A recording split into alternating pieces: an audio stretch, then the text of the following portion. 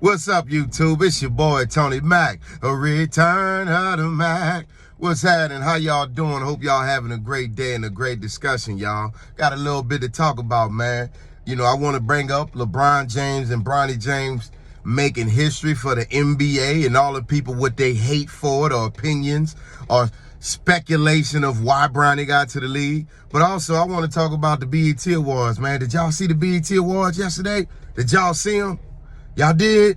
Cool. Now I ain't got to talk about them. Anyway, man, let's back to the sports. I did want to talk about LeBron James and his son and the history that they made going into the league. And I think this is awesome, y'all. I think for anybody who don't see the money or the reason why they doing this, man, I don't even gonna say you a hater, bro, but you kind of seeing it just in one lens. Because I know a lot of folks, Bronny wasn't good enough to get into the league. Bronny wasn't this, that, and the third or whatever. Man, nobody cares, bro. Like, that's just the truth of it. Nobody cares. At the end of the day, LeBron James is the biggest name in the NBA. Arguably the greatest basketball player ever. You know what? I think this makes LeBron the GOAT. I'm going on say it. This makes LeBron the GOAT of the NBA. LeBron is the greatest player ever to make it into the NBA. You know what I'm saying? Anyway, Charleston White said Dwayne Wade over there talking about, wait till I get my son into the WNBA. Bro, I didn't make this up, John. The things you see on social media. Anyway, LeBron James made history. He the GOAT now, as far as I'm concerned. Y'all can argue with your mama. Hey, that's what I'm wanting to bring up. My other podcast, y'all will hear me talk about relationship stuff, my opinion on the BET Awards, what I think about Rick Ross in his fight. I'm probably not going to talk about that. Y'all can go check out our podcast called Argue with Your Mama. But back to sports with Tony Mack. Shout out to LeBron James. Y'all did y'all thing. The Lakers is looking at it as, hey, we're the biggest franchise in basketball other than the Knicks, and we're trying to knock them out the way. So what's the point in not signing LeBron James' son? You know, I think the last time we seen something like that was King Griffey Jr. and King Griffey Sr. on the same team, who also said that once the Lakers signed Bronny James, him and his dad is going to watch the game. This is a great father-son moment. And nobody's not even looking at the fact that the signing happened not too far away from Father's Day. And I brought up Rick Ross because everybody in the world was supporting his baby mama when she was throwing him under the bus because Rick Ross said it was divine intervention for him to get all child support on Father's Day. And y'all wanted to clown Rick Ross and join the Tia Kemp train of clowning Rick Ross. Yet, we see LeBron James over here being a great father, doing what a father is supposed to do. You know, make life better for his family. You know, the only problem I have with LeBron playing on the same team with Bronny is LeBron James, of all people, know you don't mess with nobody mom. You don't sleep with nobody mom. You don't mess with your teammates' sisters. You don't mess with your teammates' aunts. You don't mess with your teammates' girlfriends, but you know they do that.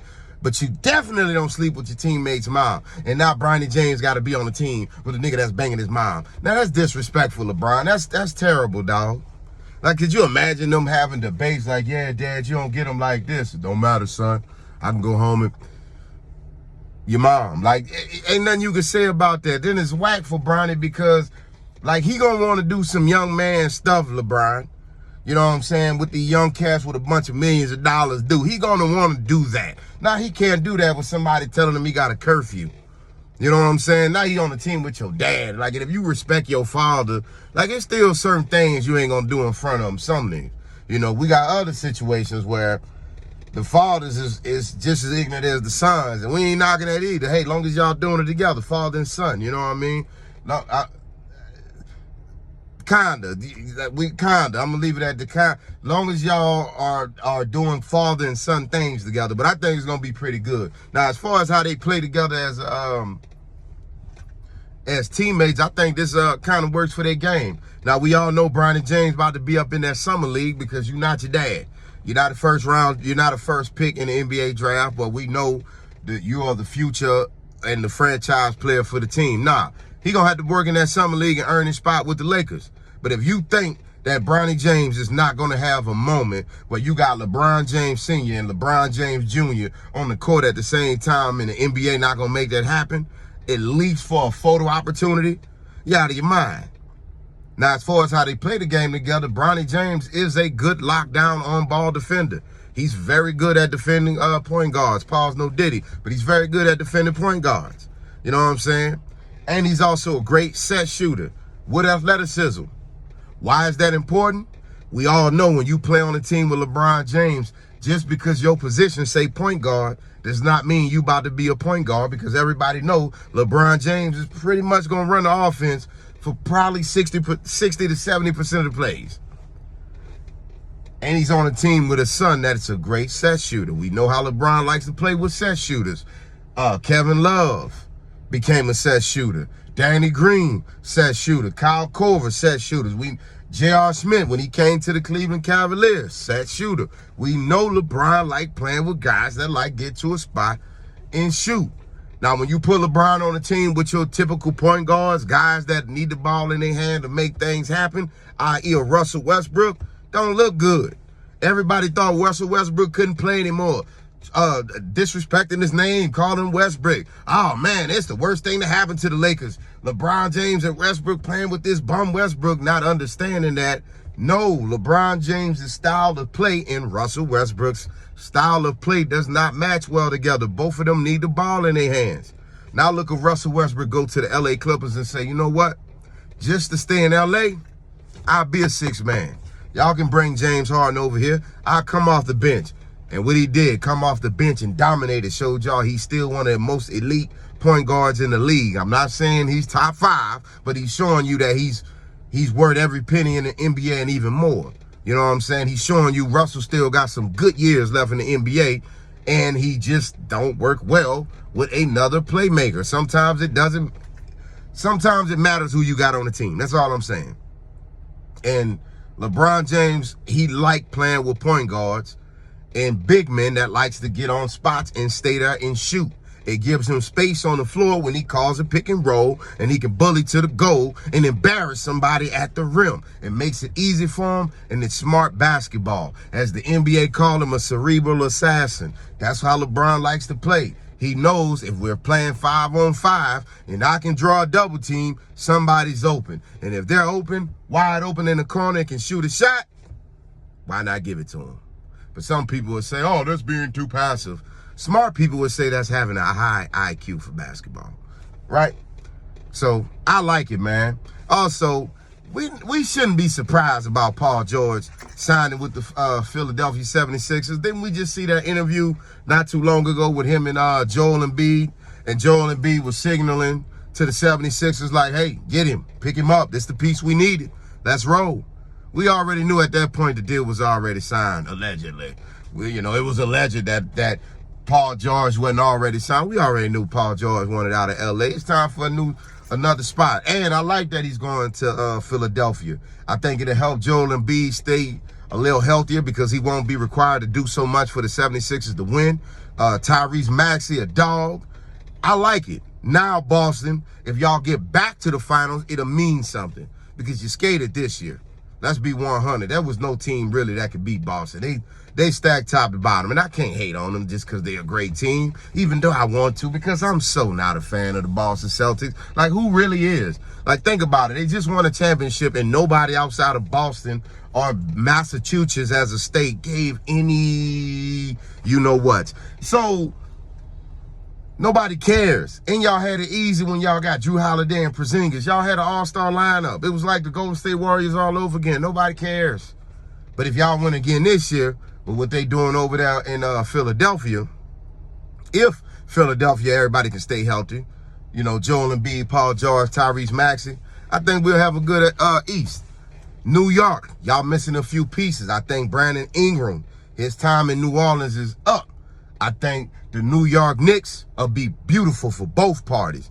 Brandon Ingram get to go play for a big market and can show that he still is a 20-plus point per game guy, and it'll take some of that pressure off Jalen Brunson. I don't know if Julius Randle's still with the squad or if he's going to be back, but if he's back, that's also an added bonus, and it'll make the East look like the East used to do of the 90s, back when you had the Bulls, the Knicks, the Pistons, the Pacers, the Orlando Magic with Shaq and Penny. You know what I'm saying? Make the East back dominant. I'm tired of one team being really good and everybody else missing pieces, you know. So, you know, it'll build it up a little bit, man. I think those would be a good piece. James Harden, shout out to him. You got your extension. I felt like that dude you called out kind of messed you out a lot of money and explained why you said what you said those years ago. You know what I'm saying? It explains why you called him out and called old boy what you called him. It definitely explains it. But, you know, shout out to James Harden. He going to run it back with old Kawhi Leonard up in there. Chris Paul. Y'all think it's time for Chris Paul to retire, man? Because I know he playing for a ring and a love for the game. But Chris Paul went out there with Wembanyama. I like it.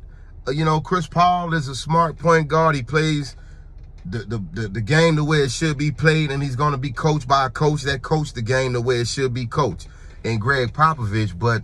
And you got that Wembanyama, the future of the NBA, on the team. But y'all far away from winning no championship. So at this point, what are you doing it for, Chris Paul, man? Is you doing it for love of the game? Because I respect that, man, but I don't see a ring happening. And at this point, I only don't want you to retire because I feel like you're going to retire the same year as LeBron James. And you deserve your own farewell tour. And if you retire the same year as LeBron, his retirement is going to overshadow yours. And you don't deserve that, brother. You deserve a farewell tour, Chris. You deserve a farewell tour. So I think you and LeBron need to decide that y'all not going to retire the same year. Y'all need to go ahead on decide so Chris could have his own farewell tour, man, because I don't see you winning the ring with San Antonio. But hey, prove me wrong. I'm okay with that. Prove me wrong. But I don't think y'all have enough pieces yet, or I don't think the team is old enough yet.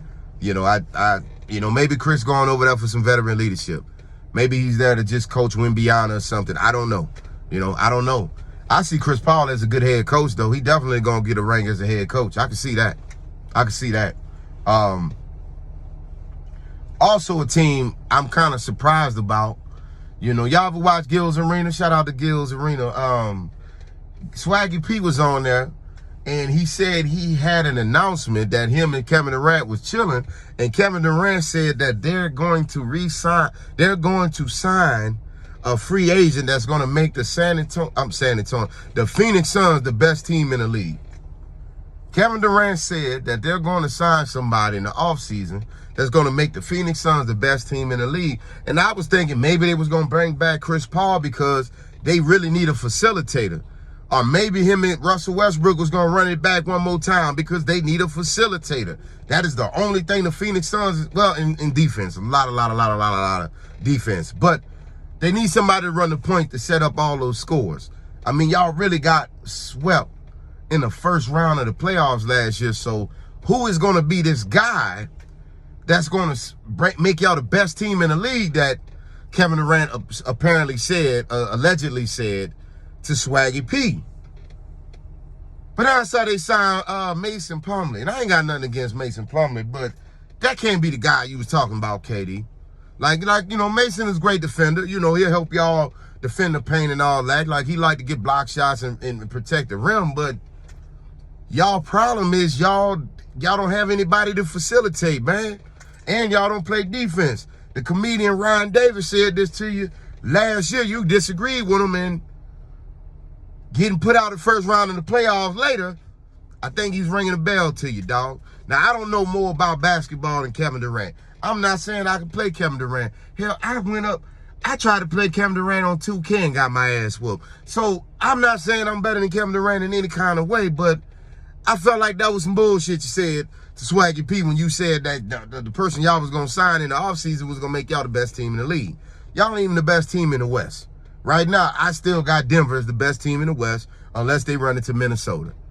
You know, the Lakers, I hope y'all realize Dwight Howard is valuable and it can help Anthony Davis out when defending that boy Nikola Jokic. Because Nikola Jokic is getting the best of Anthony Davis.